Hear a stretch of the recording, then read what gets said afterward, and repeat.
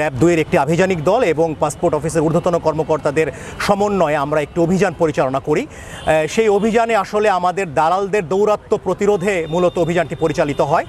এই অভিযানে আমাদের যে মূল এজেন্ডাটা ছিল সেটা হচ্ছে যে আমাদের যে দালালরা মানুষদেরকে বিভিন্ন ধরনের হয়রানিমূলক কর্মকাণ্ড করে থাকেন বলে আমাদের কাছে অভিযোগ রয়েছে। সেই অভিযোগের প্রেক্ষিতে আমরা আজকে অভিযান পরিচালনা করি। সেই প্রেক্ষিতে আমরা প্রায় 14 জনকে আমরা এখানে আটক করা হয় এবং তাদের মধ্য থেকে দোষ স্বীকারোক্তির ভিত্তিতে আমরা 6 জনকে 5 দিন করে বিনাশ্রম কারাদণ্ডে দণ্ডিত করি এবং বাকি 3 জনকে আমরা অব্যাহতি প্রদান করা হয়। অন্যদের বিষয়ে আমাদের কার্যক্রম চলমান রয়েছে, তাদের যাচাই বাছাই প্রক্রিয়া চলমান রয়েছে। এর পরবর্তীতে তাদের যদি শাস্তির আওতায় আনা হয় আপনাদেরকে বিস্তারিত জানানো হবে। আর এখানে আমাদের পাসপোর্ট অফিসে যারা ঊর্ধ্বতন কর্মকর্তাগণ উপস্থিত রয়েছেন তারাও আমাদের সার্বিক সহযোগিতা করেছেন। তারা ওনাদের যে লোকেশন বা তাদের ট্রেসিংয়েও তাদের আমাদের সর্বাত্মক সহযোগিতা ছিল। তো আমরা এ ধরনের অভিযান আমাদের নিয়মিত অব্যাহত রয়েছে। র্যাব-2 প্রায়শই এই ধরনের অভিযান করে থাকে, আপনারা জানেন।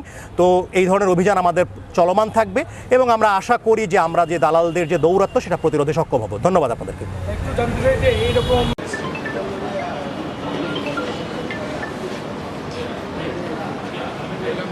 আমাদের